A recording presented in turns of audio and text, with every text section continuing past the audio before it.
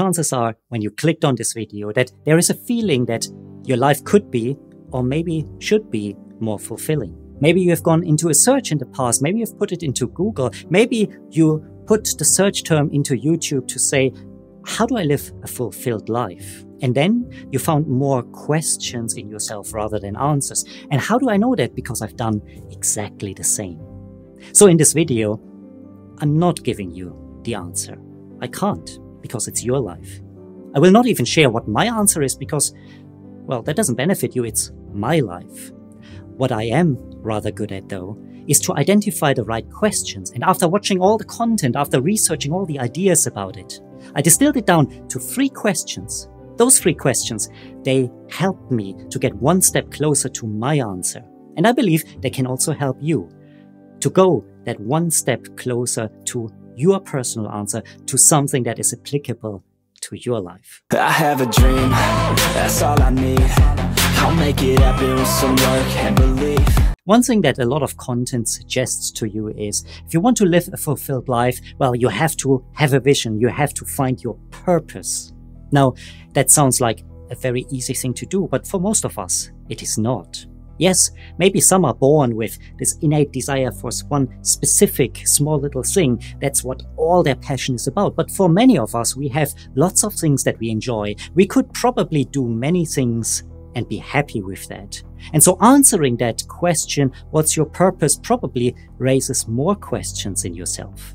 The other problem that you may face is that some of the content that we watch and consume suggests that you just have to leave behind everything that you know right now, and then you pursue your vision, then you pursue your passion. And for many of us, well, we think that is impossible because we have financial obligations, we have families, we have jobs, we have mortgages and car payments and other things that we can't just extricate ourselves from.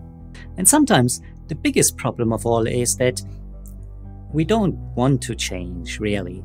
Sometimes we are just comfortable in the things that we do. Yes, maybe we have that opinion that there should be more, that my life could be more fulfilling. But to be honest, I'm comfortable, and it's so easy to watch those self-help videos and to engage our brain in that idea rather than a reality to living a fulfilled life. However, there are a few questions that resonated with me. One of them is, what do I find fulfilling in my life today? See, the problem is that often when we look for a more fulfilling life, we hear about the vision and the purpose and the future, and it's all future-oriented. And we forget that we live in the here and now. But by turning this around and focusing just for a moment on the things that may fulfill us today already, we get an indication where maybe our future life wants to take us.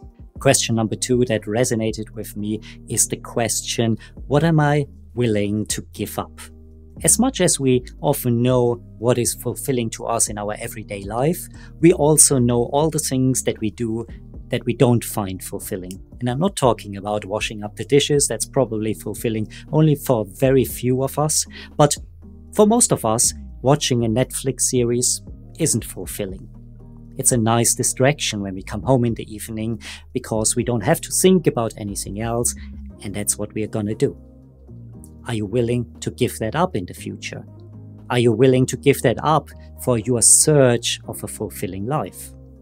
And by the way, it's okay to say no, because there are some things that we know they don't fulfill us, but we want to keep them in our lives because it feels comfortable, because it feels secure. It is a very powerful question, though. If we make a list of all the things that are not fulfilling in our lives today, and then decide actively, those are the things that I'm willing to give up, and here are the things that I want to keep in my life for various reasons, then we have a better indication of our future life and how that future life looks more fulfilling to us. A third question that resonates with me is, what are my true fears that I don't have to face by not changing? Let me say that again. What are the true fears that I do not have to face by just staying put where I am today? Let me give you an example of what I mean by this. Maybe you have a great idea for a new product. You are working at a company today, but you have an idea of something that is unique, something that you know you can do. At the same time, you might have a very valid fear that you might fail. If you quit your job and then go for this new idea and set up your own shop, that's very risky. And you could fail, absolutely. And that fear of failure is something that keeps you hooked to where you are today. So when we can answer what is my personal true fear that I don't have to face by just staying where I am today, it helps us also to better understand what we might have to leave behind to go for this fulfilled life that we are looking for. I am fascinated by the sheer amount and the variety of videos about bettering ourselves. I do hope that my perspective of changing it up and providing you with questions rather than answers is helping you to find that fulfilling life that you are searching for, and hopefully finding that very soon. My name is Leifert. I really appreciate you being here. I look forward to seeing you in the next video.